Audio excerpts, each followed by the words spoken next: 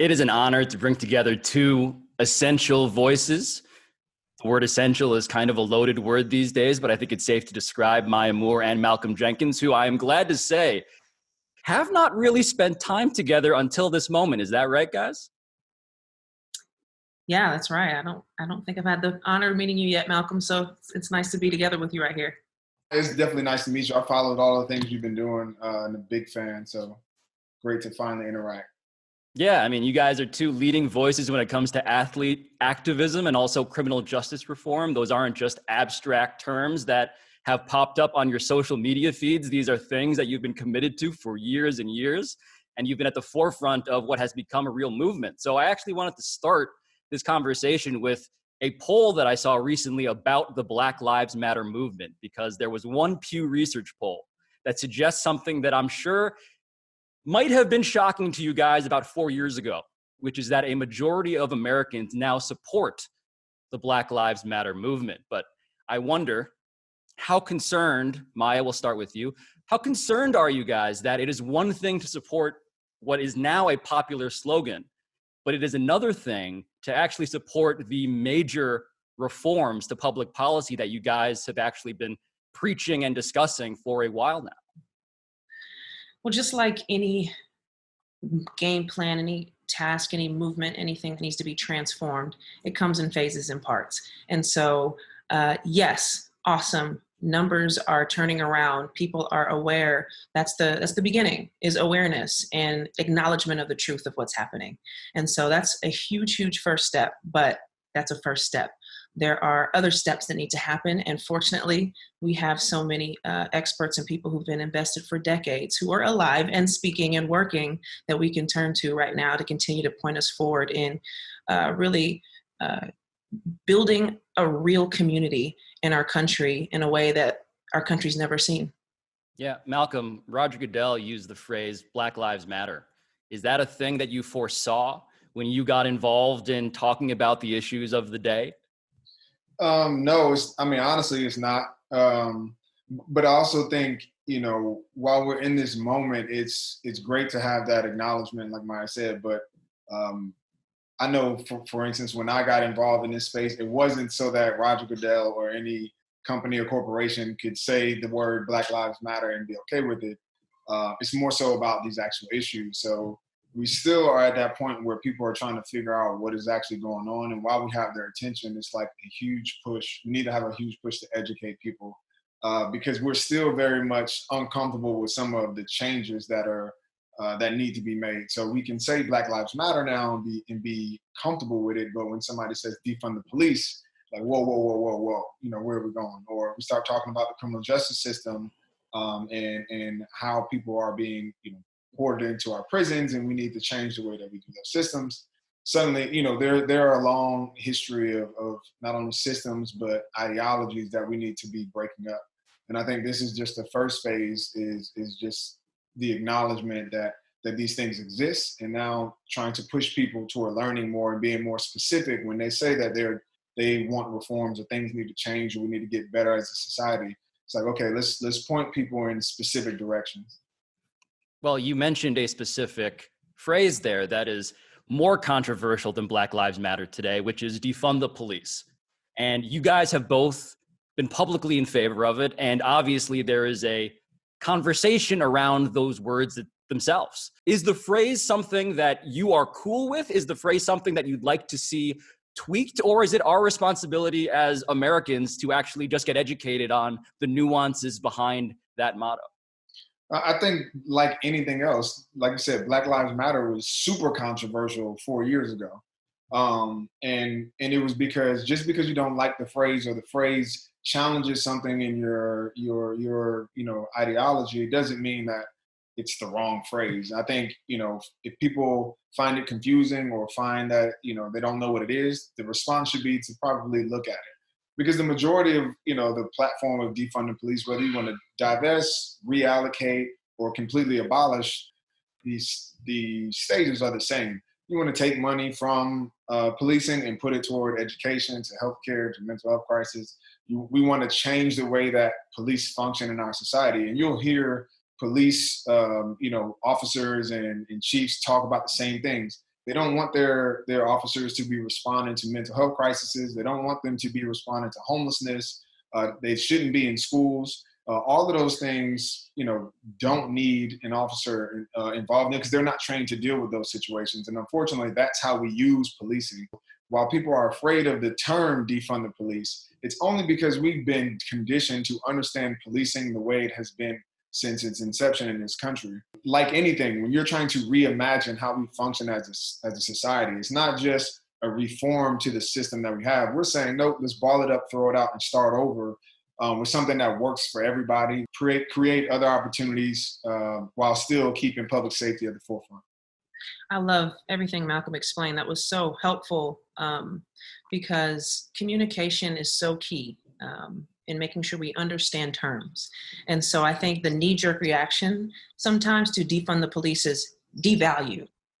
And so it becomes this personal attack, like Malcolm said, on this way we've understood effective policing from afar. Because most people in America have an understanding of police from afar, except if you're in Black and brown communities. But speaking about it in a way that is actually making you understand, oh, this is going to be better for everyone. We want to actually equip you and empower you, police, to be the best form of yourselves, because we know it's not working for every citizen in the country. For our country, it's got to change, and we're starting to see that. And so, even as an athlete, if I'm listening to good advice and good coaching and good counsel, I'm going to say, hey, I'm going to let my teammates who are really, really good at this do that. And I'm going to take my strengths and I'm going to get really good at my strengths. So I'm not trying to be everything that on the court. I want to stay in my lane and thrive so that we can actually be the best team possible. Because right now we have a player who's trying to do way too much, and it's killing our team. I mean, I know it's kind of a silly example, but because people's lives are at stake. But it's, when you put it in sports terms, it kind of makes more sense, I think, for people to understand. It's like, oh yeah, this player, we need this player. We can't win a championship without this player. But this player is trying to do this position, that position, that position, when they need to be doing this position. And so it's not an attack. It's you can be better, we can be better, and we have to if we're going to be a community. Let's talk a little bit about social media, because obviously this is where so much of this conversation takes place, but I want to actually ask it from your perspective, because I've become fascinated by something called doom scrolling. And it's the term that describes just constantly refreshing an endless stream of honestly traumatic videos, depressing but striking. And it's so clear now that video is how America can best be agitated and best be energized sometimes, which is sad, but I think real. So I wonder for you guys, and Malcolm, we'll go back to you on this first. How do you balance just your mental health versus trying to be viscerally and accurately informed on the latest story? Yeah, I mean, it's a hard balancing act. I've especially probably over the last few months have had to be very intentional about taking breaks, because especially, as a Black male, when you watch these videos, you need to watch them just to make sure, just to really be able to bring awareness. And it's good to be able to show people that, hey, the things that we've been complaining about are real, and here they are. But it's very traumatic to be able to continuously see videos of people who look like you, who look like your brothers, who look like your family members, who look like the kids that are in my foundations program. So I told somebody this, you're constantly watching your own demise, essentially, because you can see yourself in these videos. And oftentimes I have to take, a break from that, whether it be every few days or whatever, I just do not watch the news and don't watch, or get off social media, because it's traumatic. And I think, one of the things we're dealing with now is really that this is the first time people have been able to even sit still enough to notice how much trauma we just carry on, and how many generations and generations this moment has been stacked on the Black community. Like, for most of us, this is our awakening moment, but for the Black and brown community, this is just the first time people or one of the larger times that people are recognizing it. We've carried this, on our backs. since we've, came on earth. So it's been, it's one of those things you have to take it in chunks. I can't do it every single day. Maya, what's your experience been like? Very similar. I mean, I think there's a misconception that Black people are just naturally stronger and able to take a lot of heavy things, and it's not real. We are human beings just like everyone else who feel and hurt and aren't supposed to be enduring this amount of trauma. And because we have information overload in our day and age, you can traumatize yourself or be traumatized every day, every hour. And so part of the way I try to balance social media in general is making sure that I'm spending more time with people than I am with a screen. And so that's a solution for all of us too, is, and unfortunately right now during COVID, that's a little bit tough, but making sure you're having relationships with the people in your community or people that you want to reach to across a cultural community. And that can be a way to keep you filled and in touch with life. But again, we have to utilize our technology to stay, informed and engaged. But we have to care for ourselves and care for our mental and our spiritual health by celebrating as well, and celebrating Black culture and not just the suffering of Black culture. Yeah, Maya, I mean, one of the many reasons we're so glad to talk to you today is obviously because of your own personal history when it comes to the criminal justice system. So for those who are uninitiated, although I hope you would be by now, you left your career in its prime to work on the wrongful conviction case of Jonathan Irons, a family friend who was found guilty of a crime he did not commit when he was 16 years old, and he was sentenced for 50 years. So the latest is that the conviction has been overturned. There is still an appeals process going on, but right now we have a moment that seems to directly connect to the thing you sacrificed your career to pursue. It's funny you say that, because these are little things that I do talk about with my family and friends about the fact that I feel like, my faith is at the core of everything that I do. And so I feel like God had me in a direction kind of ahead of time to be able to be strong enough and have a little more experience under my belt to actually be a helpful voice during this time. So I actually am grateful for the hard things that I've walked through with my family, really over the last 13 years, but especially the last 4 years with fighting for Jonathan's freedom and making it a priority to educate myself behind the scenes before I said anything.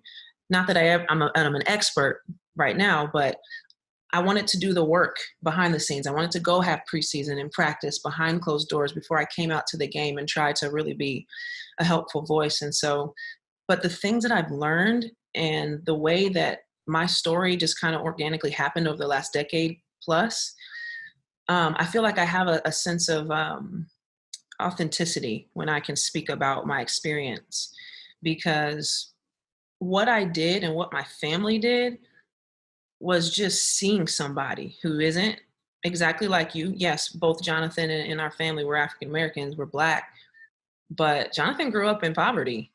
I grew up in a middle class situation with a single parent. Wasn't the easiest, but I had what I needed for the most part. And so his experience with police is different than my experience with police as a Black male growing up in Metro St. Louis without his parents. And so I stepped into his world a little bit more and learned more about him. And because of that journey and that relationship, I was motivated to learn, because that's what love is. You get to know the people you love and you care about, and you want to help them, and you see them and you see more of the world. And so really what my journey at the heart of it is humility, to say, I don't know everything. My way of life isn't the ultimate best way. I can learn more about other people's cultures, other people's stories. And when I do that, I become more of who I was created to be.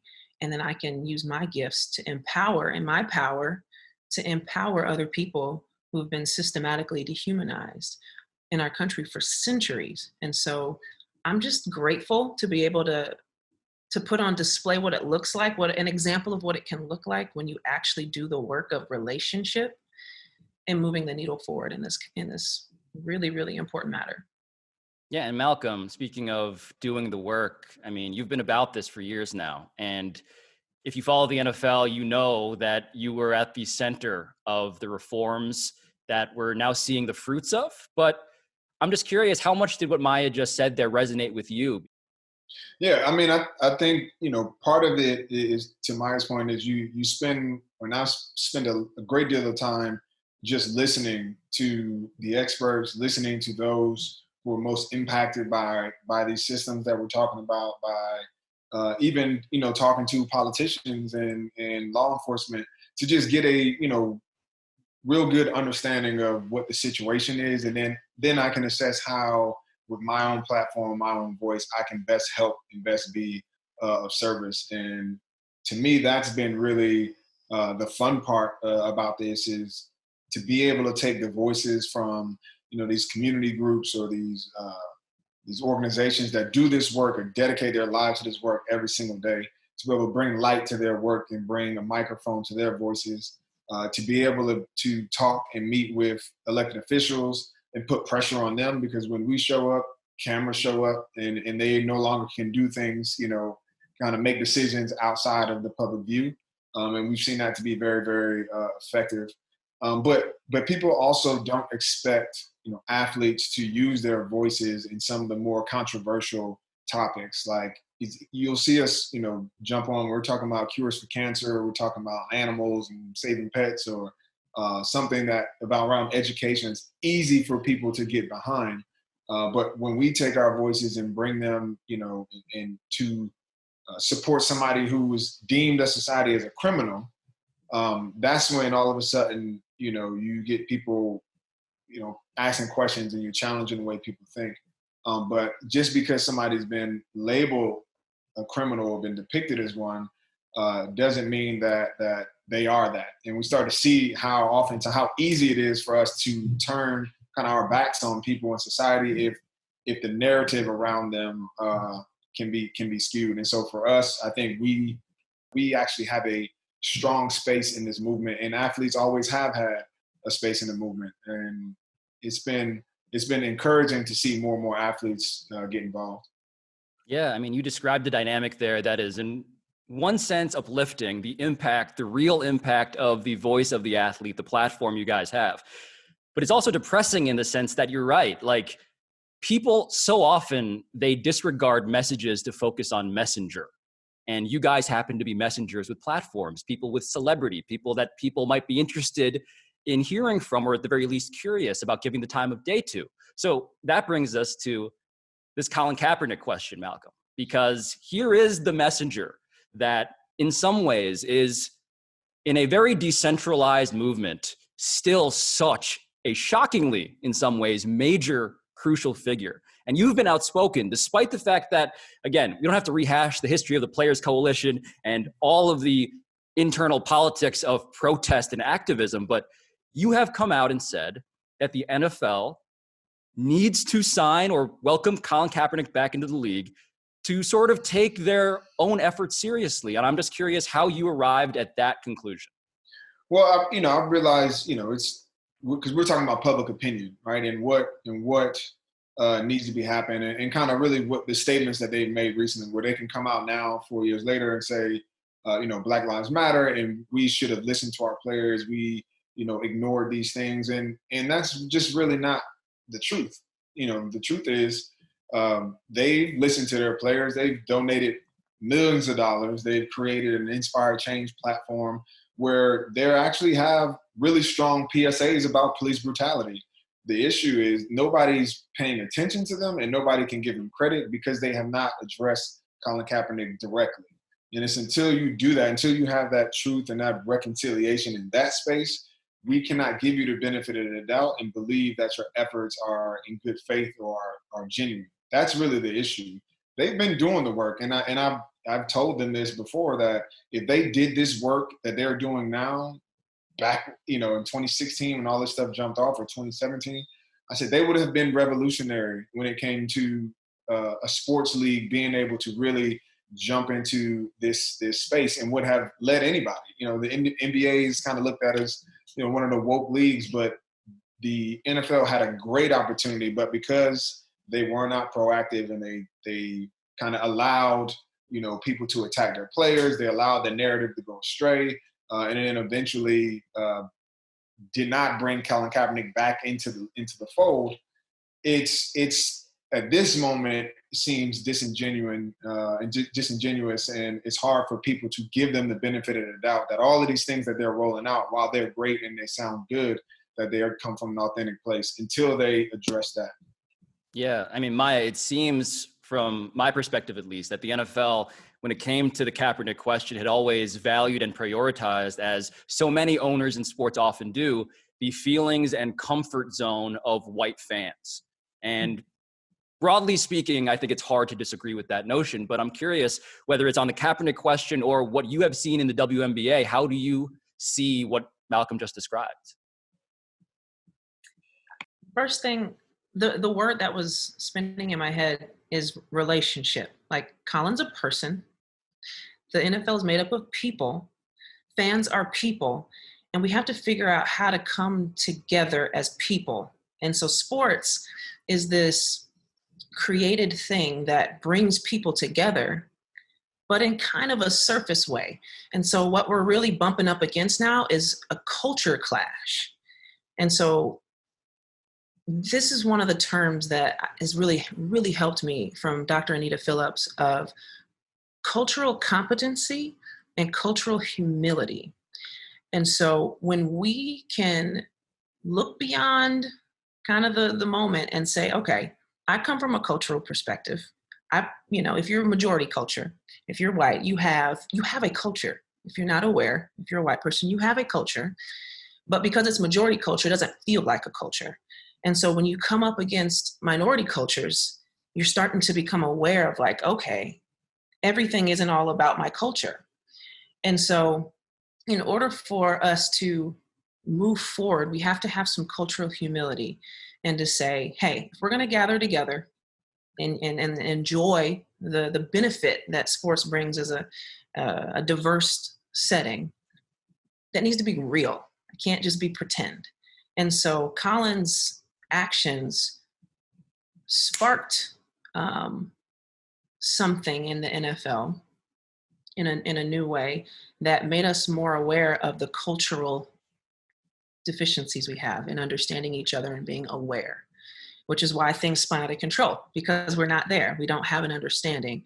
So embracing the ability, like Malcom was saying, the NFL can participate in embracing the opportunity to increase cultural competency and increase cultural awareness by embracing that relationship and by saying, hey, this is what it looks like in real life, embracing coming together and learning and listening and saying, hey, maybe life isn't all about me.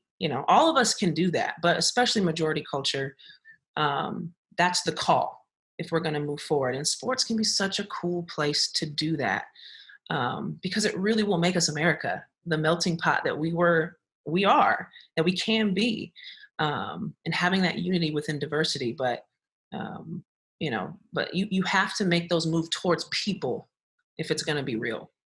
Yeah, no, I think about sports all the time in the sense of, this is in some ways America's biggest tent. We are a very fragmented, again, decentralized country, world even.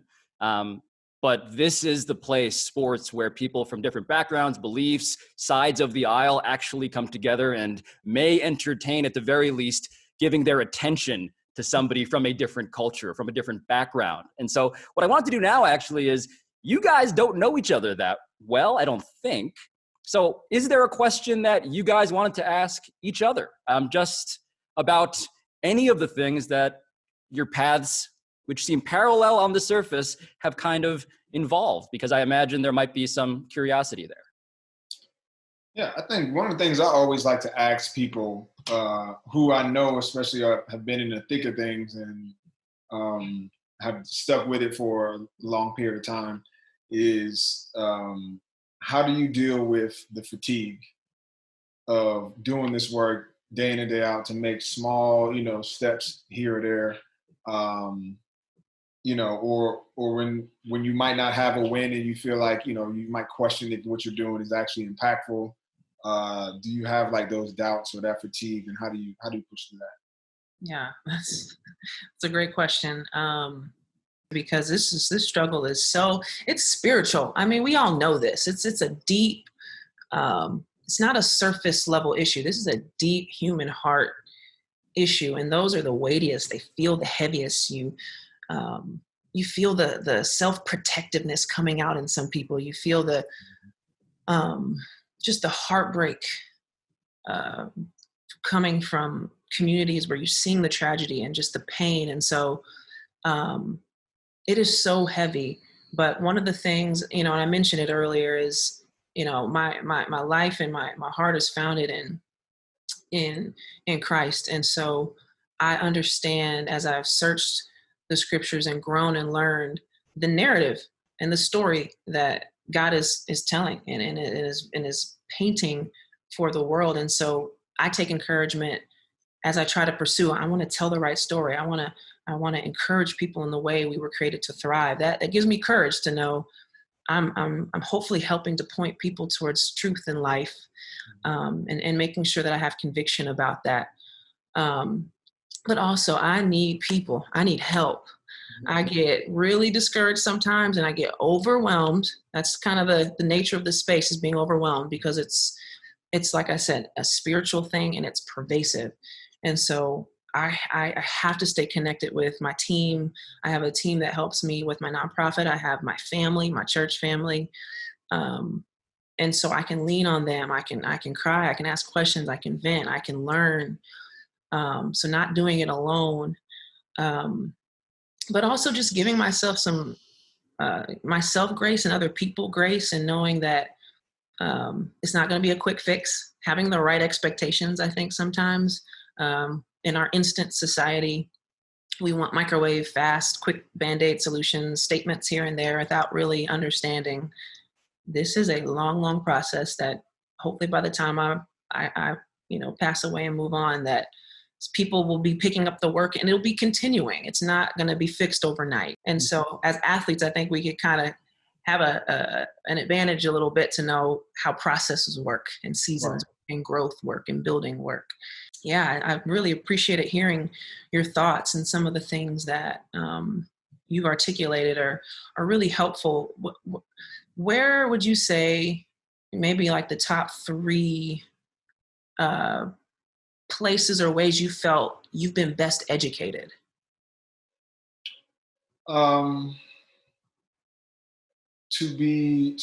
There's always, I usually go to 3 sources for education. One of them is probably, I don't want to call it cheating, but like it's not everybody has access to like the professionals in the space, right? The experts who study and know all the statistics, they know all the numbers, because I think I always want to go with the analytics and the data, right? I know what the opinions are and how things feel, but what did the research, what does the research say? So that's the first place I go, and they'll give me information, on any city, any topic. And I thought that was very, very helpful. But then the 2 other places I like to go is to those who are directly impacted, and to whatever the other side is, right? To whatever the opposition of that change is going to be. When you speak to those who are directly impacted, and I'm going to steal this from a lot of people I work with, but I've also, it's one of those things, those who are closest to the problem are closest to the solution. Because when you're making counter arguments, you need to be based on research and data. But what is the real life experience as well that we can bring to it? And then how do we talk to, we can't just keep preaching to the choir, right? We can't just talk to everybody who agrees to us. What are they saying on the other side of this? What are the things that are in the way? And how do we either, with a plan and the data, move around them, or create a situation where we put pressure to actually move the line?